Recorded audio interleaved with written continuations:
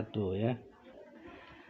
Nah, di buku ini M. Nasir Kebudayaan Islam dan Perspektif Sejarah ini pembahasan tentang Muhammad Rasulullah, Muhammad sebagai Nabi, Muhammad dan Charlemagne, pesan Rasulullah, ini ada di Kapita Selekta. Lalu ada sejarah kebudayaan Islam. Islam sebagai dasar kebudayaan, ilmu kedokteran, Eropa dalam abad pertengahan. Lalu Kapita Selekta kebudayaan Islam. Ini seluruhnya ada di Kapita Selekta. Ikhwanus Safa, aliran Mu'tazilah, Abu Nasr Al-Farabi, Ibnu Mashkawai, Ibnu Sina, Muhammad Al-Ghazali, Ibnu Tufail dengan karyanya yang terkenal, Hai bin Yadkun, lalu Jejak Islam dan Kebudayaan, Muhammad Iqbal, pandangan tentang buku-buku roman, Islam dan Akal Merdeka juga dicantumkan dalam buku ini. Akal Merdeka, Quo Vadis Akal Merdeka, Islam Memimpin Akal Merdeka, yang manakah din, yang manakah agama, lalu membahas masalah agama, dokter agama, dan ringkasan. World of Islamic Festival dalam perspektif sejarah ini tidak masuk ke Kapita Selekta ya, ada di buku tersendiri. Kemudian kebudayaan Islam dan abad ke-15 Hijrah. Itu bahasa Arab adalah bahasa kebudayaan, Islam sumber kebudayaan, sikap kaum muslimin menyambut abad 15 Hijrah. Nah, saya kira kalau mau bicara dan mengetahui perspektif Nasir tentang kebudayaan Islam atau tentang kebudayaan secara umum, nah, saya kira buku ini harus kita miliki ya. Tapi kita pagi ini akan akan kita daras Islam dan kebudayaan dalam Kapita Selekta jilid yang pertama. Beliau pertama kali mengawali tulisan itu dengan mengutip Gibb ya. Gibb ini seorang orientalis tentu saja yang bicara tentang Islam, tapi dia jujur berbicara tentang Islam ini. Jadi beliau kutip kalimat dari Gibb ini, Islam is indeed much more than a system of theology. It is a complete civilization. Bahwa Islam itu sesungguhnya lebih daripada satu sistem agama saja. Dia itu adalah suatu kebudayaan yang lengkap. Jadi Islam adalah kebudayaan yang lengkap, tidak melulu berbicara tentang ritual peribadatan. Karena agama bagi orang barat hanya sebatas ritual peribadatan. Padahal agama bagi kita yaitu adalah peradaban dengan kebudayaan yang lengkap itu gitu. Bicara tentang seluruh aspek kehidupan. Ini dalam buku Wider Islam. Ini dikutip oleh Buya Nasir, yang Buya Nasir katakan kalimat ini ditulis tidak dipengaruhi oleh perasaan fanatik agama dan merdeka dari perasaan ta'assub. Tidak ada fanatisme kepada agama yang dia peluk, tapi dia jujur, dia gentle gitu, dia terbuka untuk bicara bahwa Islam itu hebat gitu. Islam itu suatu sistem peradaban, suatu sistem kebudayaan yang lengkap. Dan itu kata Pak Nasir hasil seperti itu hasil berdasarkan kepada penyelidikan, penelitian yang seksama kata beliau. Jadi tidak mungkin orang berbicara bagus seperti itu kalau dia nggak riset yang bagus. Tapi juga kata beliau, kata Pak Nasir ini, orang-orang seperti ini banyak yang berbicara dengan penuh penghargaan, penghormatan, ksatria akan jasa-jasa Islam terhadap kebudayaan secara umum. Nah, ada yang mandang lewat sisi pengetahuan, dari sisi falsafah, pemerintahan, perekonomian, akhlak, dan lain sebagainya. Ini banyak dikaji oleh orang tentang Islam yang bicara dan mengkajinya secara jujur. Dan beliau katakan bahwa memang sejarah itu telah menunjukkan bahwa setiap bangsa itu menempuh ujian hidup yang sakit, yang pedih, tapi dia tidak berhenti, tidak menyerah bangsa-bangsa itu. Lalu bangkit, menempuh mara bahaya, dia sikapi dengan baik, maka beratus tahun kemudian akan mencapai satu masa kebudayaan yang tinggi, yang sanggup memberikan penerangan kepada bangsa-bangsa yang lain gitu, dan mempersiapkan cahaya bagi generasi berikutnya di bangsa tersebut. Jadi hukum alam seperti ini, sunatullah seperti ini, kata Pak Nasir, itu terus terjadi, terus berlaku, baik di barat, baik di timur, dimanapun itu, gitu, di Arab, di Eropa dan sebagainya. Ya, begitulah kata Pak Nasir, sejarah itu berubah, berputar, kebudayaan itu berganti, bergilir di muka bumi ini, kepada satu bangsa kepada bangsa yang lain, satu peradaban kepada peradaban yang lain, gitu. Lalu kemudian beliau mengajak, jadi marilah kita tunjukkan pandangan dan minat kita kepada suatu kebudayaan yang telah diizinkan oleh Yang Maha Kuasa untuk mencapainya kepada suatu bangsa yang tadinya bodoh, gitu. Tadinya suka perang, tadinya tidak terkenal, gitu. Yang Romawi dan Persia saja malas, gitu, istilahnya, untuk menjajah jazirah Arab, gitu. Karena miskin, bodoh, tertinggal, tidak terkenal, senangnya perang, pindah-pindah, gitu. Yang dianggap oleh bangsa-bangsa yang lain di sekelilingnya itu biasa-biasa saja, gitu. Tapi kemudian kaum tersebut pada saat bergerak itu menggembarkan dunia, menggoncangkan dunia di seluruh wilayahnya. Jadi ada membangun satu kebudayaan yang sangat penting artinya dalam sejarah sejak dulu kala, purwakala, sampai dengan sekarang, yang tidak pernah ditemukan dalam sejarah peradaban bangsa dan umat yang lain. Maka kata beliau, yang menjadi sumber kekuatan itu di bangsa Arab yang dengan kehadiran Islam lalu bangkit dan menggoncangkan dunia itu, sumber kekuatannya itu Islam. Sebab itulah kalau dinamakan dengan sebutan kebudayaan Islam, ini bisa dianggap tepat, kata beliau. Nah, sesudah kaum muslimin memperteguh kedudukan mereka sebagai satu kaum yang diikat oleh keyakinan yang satu dan pandangan hidup yang satu pula, dan setelah mereka dapat menduduki satu tempat yang tertentu pula dalam medan percaturan dunia ketika itu, yaitu setelah mereka dari tingkat kaum yang tadinya diserang, ditampar kanan kiri, kata beliau, siang malam mempertahankan jiwa, lalu kemudian ternyata naik derajat kepada kaum yang dibenarkan hak berdirinya. Didengar bunyi suaranya, diakui kekuasaan dan kemegahannya oleh bangsa-bangsa yang berkuasa di benua Afrika, Asia, Eropa. Maka kata beliau, pada saat itulah mereka mendirikan kebudayaan yang buahnya diwarisi oleh bangsa barat pada zaman kita sekarang ini. Lalu beliau ajak kita lebih kuat, gitu, lebih mendalam. Marilah kita perhatikan patokan-patokan di bawah ini. Marilah kita melihat poin-poin penting di bawah ini. Pertama, beliau, agama Islam itu menghormati akal manusia dan mendudukan akal itu pada tempat yang terhormat, serta menyuruh agar manusia mempergunakan akal itu untuk menyelidiki keadaan alam. Ini poin pentingnya, kata Pak Nasir. Kenapa?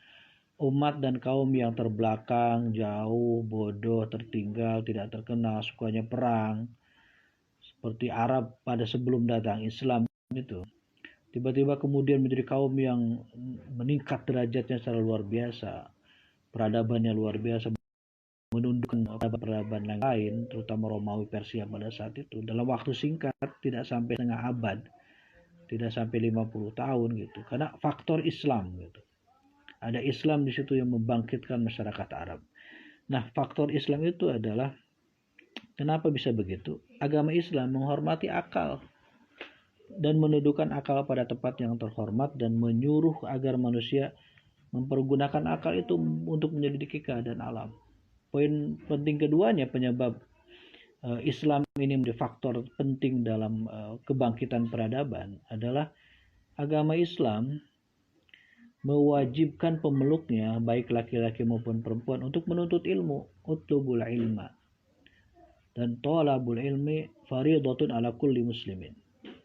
Wajib umat Islam menuntut ilmu. Ini faktor penting bangkit peradaban adalah adanya tradisi ilmu atau budaya ilmu. Ini sering dikutip, diucapkan oleh Buya Hadi Nur Ramadan ini. Yang ketiga, agama Islam melarang taklid buta. Jadi dilarang umat Islam itu menerima sesuatu sebelum diperiksa, walau datangnya dari kalangan sebangsa dan seagama atau dari ibu, bapa, dan nenek moyang sendiri. Itu dalam surah Bani Israel atau Al-Isra ayat 36 disebutkan, wala taqfu ma laysa laka bihi ilmun inna sam'a wal basar wal fu'ad ulaika kana anhu mas'ula. Jangan engkau ikuti saja apa yang engkau dengar, yang engkau tidak punya pengetahuan itu, karena sesungguhnya pendengaran, penglihatan, hati akan ditanya. Yang keempat, faktor penting kenapa Islam itu adalah senjata pembangkit, motif kebangkitan peradaban, adalah bahwa agama Islam menyuruh, memerintahkan untuk memeriksa kebenaran. Walaupun datangnya dari kaum yang berlainan bangsa dan kepercayaan. Jadi Islam bukan agama yang eksklusif dari kebudayaan bangsa, dari kebudayaan manusia pada umumnya. Jadi kalau ada kebudayaan, ada adat istiadat, ada keyakinan dari luar Islam, dari luar bangsa-bangsa kaum muslimin, itu diperiksa, disuruh diperiksa oleh Islam itu, kebenarannya itu. Jadi kalau ada yang bagus dan tidak bertentangan, diambil, dipakai, lalu ditingkatkan lagi, dikuatkan lagi. Kalau yang tidak, jadi tolak. Yang kelima, agama Islam menggemarkan dan mengerahkan pemeluknya pergi meninggalkan kampung halaman, berjalan ke negeri lain, menghubungkan silaturahim dengan bangsa dan golongan lain, bertukar rasa dan pemandangan. Nah, wajib atas tiap-tiap muslim yang kuasa pergi sekurangnya sekali seumur hidup mengerjakan ibadah haji. Nah, yang mampu wajib sekali seumur hidup melaksanakan ibadah haji. Kan pada akhirnya toh tidak hanya melaksanakan ritual ibadah hajinya itu. Kata Pak Nasir, pada saat itu berlakulah pertemuan yang karib, yang akrab antara bangsa dan golongan di atas dunia. Lalu tercipta hubungan persaudaraan, hubungan kebudayaan, ada akulturasi yang sangat penting artinya untuk kemajuan tiap-tiap bangsa. Nah, kemudian selain daripada itu, kata beliau, ada lagi faktor lain yang tidak kurang menambah subur dan lekas berkembangnya kebudayaan tersebut. Ada faktor lain, sebuah kebudayaan bisa makin subur, makin berkembang, makin meningkat, makin baik. Itu adalah perlindungan yang diberikan oleh khalifah-khalifah Islam kepada ahli-ahli ilmu dan ahli-ahli seni dengan tiada memandang bangsa dan agama. Ini faktor penting lainnya, bahwa penguasa itu bisa menjadi pendukung meningkatnya dan terbentuknya kebudayaan yang hebat jika kemudian melakukan dukungan kekuasaan, dukungan dana dan lain sebagainya. Jadi penguasa yang cinta kebudayaan pula gitu. Jadi para khalifah masa lampau itu memberikan perlindungan. Kita masih ingat bahwa kalau ada ulama nulis kitab dalam disiplin ilmu apapun, itu akan dibayar oleh penguasa seberat kitab yang dia tulis gitu. Bayangkan. Kalau kitabnya beratnya 5 kilo atau 10 kilo, nah itu dibayar dengan emas 5 atau 10 kilogram pula. Dan itu luar biasa. Jika terjadi pada saat ini, barangkali banyak penulis-penulis yang muncul gitu kan. Terbatas berkualitas atau tidak, maka ini orang banyak akan termotivasi untuk menulis. Bayangkan, kalau kita nulis beratnya buku katakan sekilo saja, itu diganti dengan emas sekilo pula gitu. Bisa berkilo-kilo kita punya emas di rumah itu kan. Nah, termasuk dengan para penulis, para penerjemah yang beragama lain itu di-hire gitu, direkrut oleh penguasa, oleh khalifah untuk menerjemahkan kitab-kitab dari Yunani, dari mana dan lain sebagainya, lalu dikaji ulang, katakan di Baitul Hikmah gitu.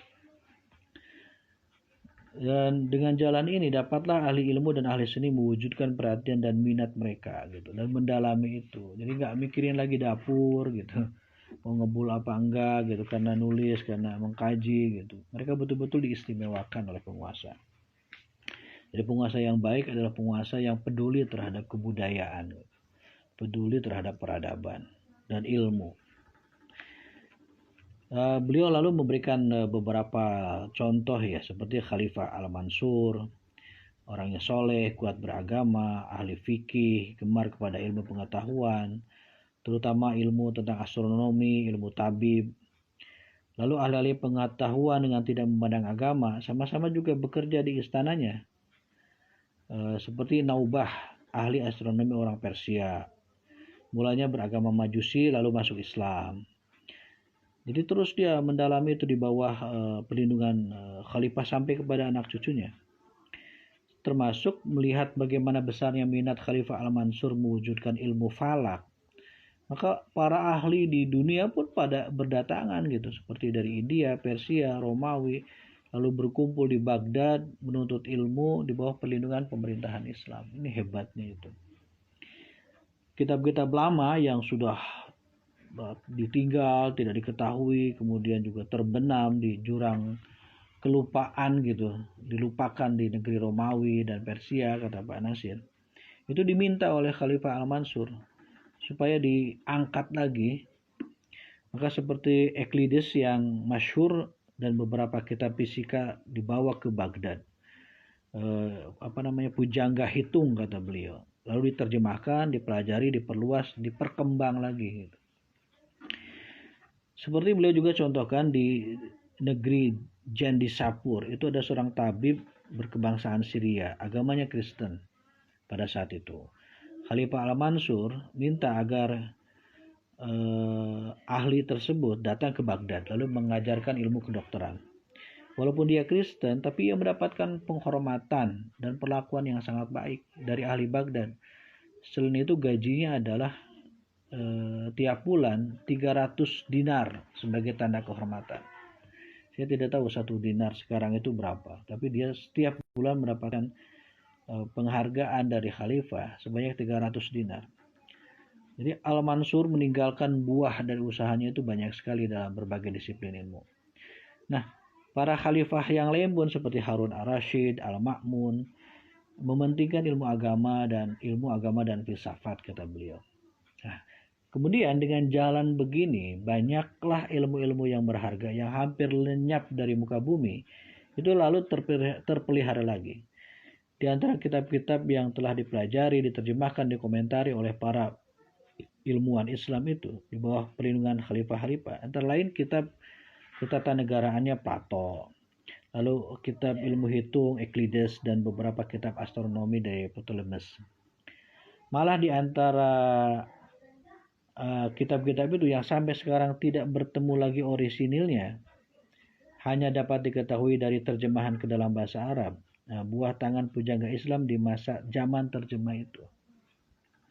Sementara di masa orang di barat mengharamkan mempergunakan penyelidikan akal, itu malah memburu dan menghukum seorang Galileo Galilei, katakan, menghukum Kopernikus, karena ia pernah mengatakan bumi ini berputar, bumi ini bulat, bumi ini yang mengelilingi matahari. Maka pada kerajaan-kerajaan Islam, kata Pak Nasir ini, di waktu itu orang berkeyakinan bahwa memajukan ilmu dan kebudayaan umumnya masuk dalam kewajiban pemerintahan justru. Jadi pemerintah mencari, memanggil, melindungi para ahli ilmu dan para ahli seni dari segenap pihak dan dari bermacam-macam agama.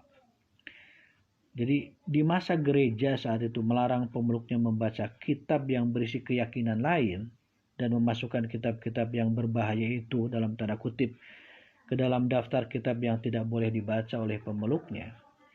Pada saat yang sama justru khalifah-khalifah Islam di zaman keemasan itu memerintahkan untuk menerjemahkan kitab-kitab dari berbagai agama dan mazhab yang ada pada saat itu supaya dapat diketahui, dibaca, diperiksa, dibincangkan, didiskusikan oleh semua ahli fikir di agama Islam.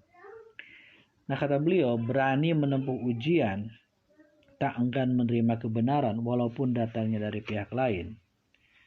Lalu tak takut menolak kebatilan sesudah diperiksa dan diselidiki, itu walaupun berada pada pihak sendiri. Nah, itulah hebatnya para penyelidik kaum muslimin itu ketika melakukan berbagai penyelidikan gitu. Nah, demikianlah kata beliau pada permulaan abad ke-8 Masehi, pada waktu bangunnya kebudayaan Islam itu, orang Islam telah memperlihatkan ke muka bumi bagaimana mereka telah mempunyai persediaan untuk menerima kebudayaan dari bangsa-bangsa yang terdahulu, Yunani, Romawi, Persia, India, dan sebagainya. Bahkan mereka punya kecakapan dalam melindungi buah kesusastraan yang lama, agar jangan hilang lenyap dan hasil-hasil yang mana tadinya bertebaran ke sana kemari tidak diperdulikan oleh bangsa-bangsa yang telah jatuh dan ahli-ahli warisnya yang telah jatuh ke dalam kemunduran dan kerusakan itu dipelihara oleh Islam. Nah, itu kemudian semua disimpan dengan maksud akan diberikan dan ditebarkan kembali ke dunia Eropa, ke Barat, ke Afrika Utara, ke Asia Barat. Nah, di tangan Islam lahirlah kembali kebudayaan-kebudayaan yang hampir hilang dan timbullah satu ruh kebangkitan, yakni Renaissance atau Renaissance, yaitu 600 tahun lebih dulu dari Renaissance-nya di Eropa yang lahir pada abad ke-15. Jadi kebangkitan dan kejayaan Islam, peradaban Islam yang mengkaji, memeriksa berbagai peninggalan-peninggalan lama, lalu kemudian mengembangkannya lagi, mengoreksinya lagi, membentuk, merekonstruksi lagi. Itu menjadi jalan kebangkitan Eropa di kemudian hari gitu. Jadi Eropa sama sekali tidak bisa melepaskan diri dari jasa-jasa kaum muslimin. Nah, lalu beliau menanyakan sesuatu yang mendasar, satu yang penting. Apakah usaha kaum muslimin itu hanya satu-satunya mengumpulkan yang sudah ada? Tadi kan disampaikan, ambil kitab dari sini, dari sana, dari keyakinan agama lain. Juga memanggil para ahli dari pemeluk agama lain. Dan menimbulkan apa-apa yang hampir tenggelam saja. Atau adakah juga mereka itu mengadakan barang yang belum ada, produk pemikiran yang belum ada, yang meminta jalan sendiri dan menjejak yang belum ditempuh, kata beliau.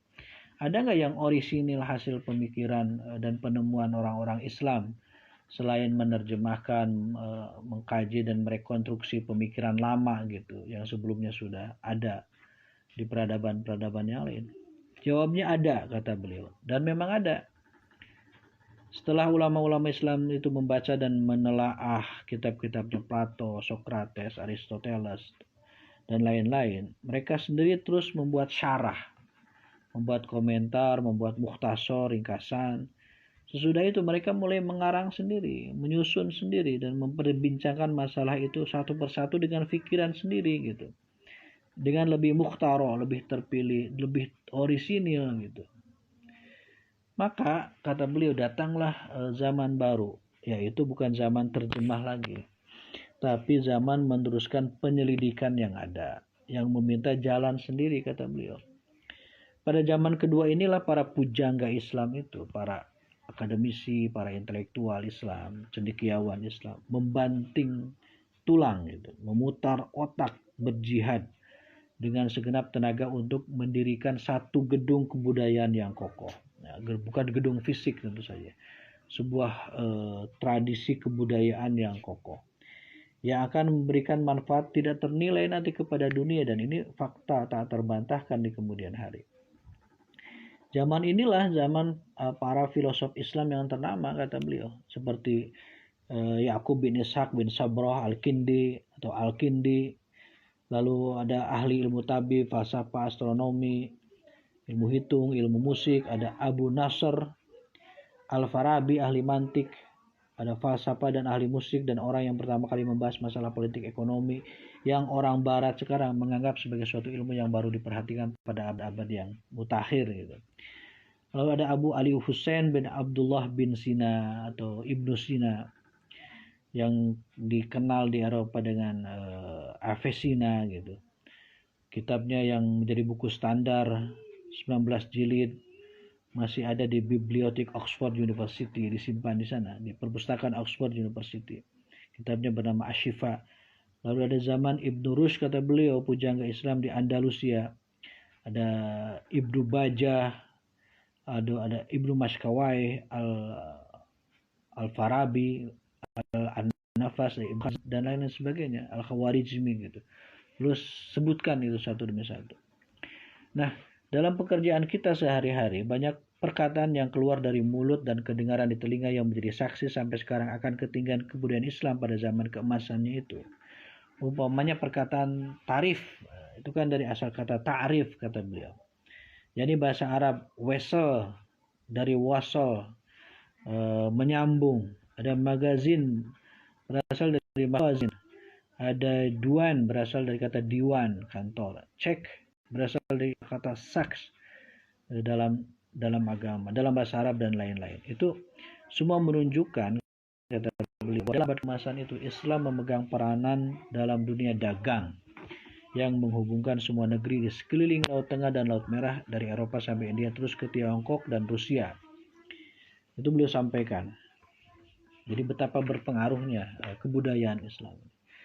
Nah, kemudian dengan perdagangan yang teratur itu, mereka memajukan industri seperti industri gula di India, industri kertas di Damaskus.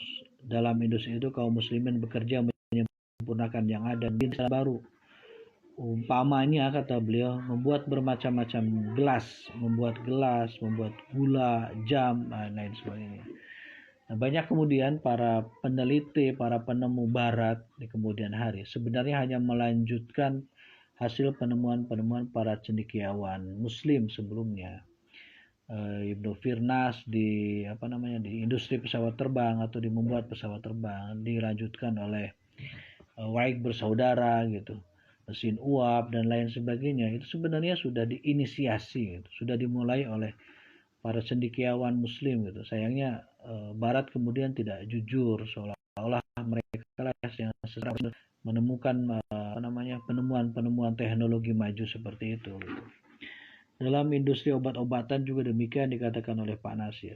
Ahli-ahli kimia Islamlah yang mula-mula membuat bermacam-macam nitrit dan klorid umpamanya. Dan dokter-dokter Islamlah yang mula-mula memakai kloroform dalam mengobat dan memeriksa orang sakit. Yang mula memakai opium pengobat orang gila dan bermacam-macam cara mengobat orisinil, yang sampai sekarang masih digunakan oleh dunia medis. Pun, kata beliau, di kalangan muslimah tidak ketinggalan menuntut ilmu kedokteran dan mengamalkan ilmu untuk keselamatan kaum ibu pada umumnya. Seperti umpamanya Ukhtu Hufaiz bin Zuhr dan anaknya. Yang keduanya menjadi dokter di Istana Khalifah di Andalusia. Lalu Zainab Tobibah Bani Asad, spesialis ilmu mengobat mata. Syahdah Din Nuriyah dan binti Dukhain Al-Auzi Ad-Damsyikiyah di Syria, yang juga terkenal sebagai ahli di bidang kedokteran. Nah, kemudian Buya Nasir ini menegaskan, sungguh suatu hal yang tidak mungkin kalau kita hendak memberi gambar dari satu kebudayaan yang begitu luas dan dalam, yang telah hidup begitu subur, memberi buah yang kekal untuk manusia dari zaman ke zaman, dengan mengambil tempat dalam 3 atau 4 muka ini saja gitu. Jadi kalau untuk menggambarkan betapa tinggi, hebat, dan luar biasanya kebudayaan dalam Islam, itu gak cukup pakai 3 atau 4 halaman gitu. Makanya Mang Endang Saifuddin Ansori bersama Ayub Rosidi mengumpulkan pemikiran Pak Nasir tentang kebudayaan ini dalam satu buku ini, M. Nasir, Kebudayaan Islam dalam Perspektif Sejarah. Tentunya ini lebih lengkap. Sebagian ada di Kapita Selekta, sebagian tidak dimasukkan ke dalam Kapita Selekta jilid 1 sampai 3 gitu. Akan tetapi di sini sekedar introduction kata beliau, sebagai memanggil perhatian kaum kita, ingin memanggil perhatiannya umat Islam, terutama pemuda-pemudanya, pemuda-pemuda Islam yang masih muda belia, masih mempunyai ruh dan tenaga muda, agar ingat bahwa satu tingkat tinggi telah oleh nenek-nenek mereka, maksudnya oleh nenek moyang mereka gitu, para pendahulu itu, yang teguh memegang semua peraturan dan perintah agama kita, yaitu Islam. Nah, mudah-mudahan kita, kata beliau, semuanya insaf, sadar bahwa sesungguhnya agama Islam itu much more than a system of theology, it is complete civilization. Seperti kata Prof. Jib di atas itu, bahwa Islam bukan hanya satu sistem beragama atau satu sistem agama, tapi adalah satu kebudayaan yang lengkap, yang tidak hanya berbicara persoalan ritual peribadatan semata gitu. Dan itu telah dibuktikan dalam ketinggian peradaban kaum muslimin sebelumnya. Telah ada satu masa, kata beliau, di mana negeri-negeri Islam menjadi pusat kebudayaan, menjadi sentral perhatian dunia. Itu pernah ada masanya seperti itu, menjadi khairu ummah, menjadi ummatan wasaton, kebudayaan dan pemerintahan Islam dijadikan sebagai patokan standar. Kalau ada yang berantem, berselisih, minta diwasitinya oleh kaum muslimin yang mengatur seluruh aspek kehidupan. Itu pernah terjadi, ada masanya, kata Pak Nasir. Kalau Makkah menjadi pusatnya ibadah, tempat kaum muslimin naik haji menunaikan rukun Islam mereka, maka Baghdad pernah jadi pusat ilmu pengetahuan, tempat para ulama berkumpul dari segenap penjuru untuk menambah ilmu pengetahuan mereka yang akan mereka tebarkan di negeri mereka sendiri. Ibadah dan pengetahuan, kedua-duanya dipentingkan oleh kaum muslimin dengan ikhlas, kata beliau. Terjauh daripada ria dan takabur. Sesungguhnya inilah mereka adalah kaum yang menang. Jadi umat Islam menggabungkan, menyeimbangkan antara ibadah dan pengetahuan dengan cara ikhlas, jauh dari ria dan takabur. Kalau kita ingat teks pengangkatan Rasulullah SAW sebagai wahyu pertama kepada kita semua, menjadi rasul bagi beliau, Nabi Muhammad, itu adalah teks yang berbicara tentang ilmu pengetahuan gitu. Iqra bismi rabbikal ladzi khalaq. Bahwa dari segala sesuatu yang paling fundamental itu adalah ilmu terlebih dahulu. Maka Imam Bukhari menulis dalam satu kitabnya bab khusus, al ilmu qabla al qaul wal amal. Ilmu harus ada sebelum kita berbicara, sebelum kita beramal itu gitu. Oleh karena itu, fondasi dari peradaban kita adalah peradaban keilmuan gitu, adalah ilmu. Seperti pernah ditanyakan ya, ini ada dulu Ustaz Adian Husaini saat saya masih kuliah pernah membuat semacam kuesioner. Salah satu pertanyaannya adalah ngasih saya Islam itu meskipun jumlahnya banyak, mayoritas negeri ini, tapi tidak meninggalkan peradaban yang tinggi seperti Hindu Buddha gitu, yang meninggalkan Borobudur, Prambanan, ada warisan kebudayaan yang tinggi gitu. Apakah pernyataan ini benar atau tidak gitu? Nah, tentu saja pernyataan ini tidak benar, karena peradaban Islam itu adalah peradaban ilmu, bukan peradaban batu. Kita menjadi mayoritas di negeri ini itu karena peradabannya peradaban ilmu gitu. Dan kemudian bertahan, Islam menjadi agama yang hidup di masyarakat sampai saat ini. Itulah yang kemudian menjadi dasar dari Pak Nasir katakan saat berdebat di konstituante, kenapa Islam itu harus jadi dasar negara? Karena Islam itu agama yang hidup, sudah melekat, sudah jadi karakter selama ratusan tahun lamanya bagi masyarakat Indonesia. Sebuah dasar negara haruslah berkaitan erat dengan apa yang menjadi pegangan dari masyarakat mayoritas selama beratus-ratus tahun gitu, kata Pak Nasir. Dan Islam itulah. Nah, di akhir beliau kemudian bertanya dengan tegas gitu, bilakah kembalinya masa yang demikian wahai pemuda Islam? Jadi beliau semacam memberikan tongkat estafeta dakwah ini. Beliau dan yang seangkatannya memperjuangkan itu untuk kita bangkit kembali gitu, menguasai peradaban ini dengan seluruh aspek-aspeknya itu. Nah, beliau lalu pesankan ini kepada generasi berikutnya, termasuk kepada kita. Bilakah kembalinya masa yang demikian itu, wahai pemuda Islam, kata beliau seperti itu. Nah, ini beliau tulis dalam pedoman masyarakat. Pedoman masyarakat ini kan dulu dipimpin oleh Buya Hamka, oleh Pak Yunan Nasution kalau tidak salah, lain sebagainya. Lalu ditulis pada bulan Juni tahun 1936. Nah, saya kira itulah tentu saja ada yang masih relevan, ada yang masih tidak, tapi dari inti apa yang ditulis oleh Pak Nasir bahwa ada pesan sangat penting bagi kita semua untuk bisa membangkitkan peradaban kita kaum muslimin, tidak terpuruk, tidak menjadi perebutan bangsa-bangsa, diskriminasi bangsa-bangsa, adalah dengan meningkatkan kebudayaan ilmu kita, kembali kepada ilmu pengetahuan, kembali kepada mengkaji agama dengan benar gitu.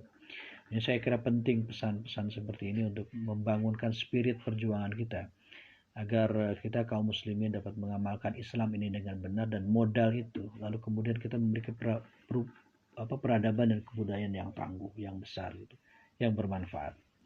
Saya kira itulah ngaji Nasir kita pagi ini. Mohon maaf sekali lagi karena kita ngajinya agak siang di hari Sabtu dan Ahad. karena saya ada tugas ya pada subuh kalau setiap Sabtu dan Ahad itu. Insya Allah besok pun kita akan mengkaji pemikiran Pak Nasir di tema berikutnya pukul 7.30 ya sampai pukul 8. Baru nanti insya Allah Senin kita balik lagi ke pukul 5.30. Besok tetap ke pukul 7.30. Kajian ini dapat disimak ulang di YouTube, channel YouTube Nasir Corner.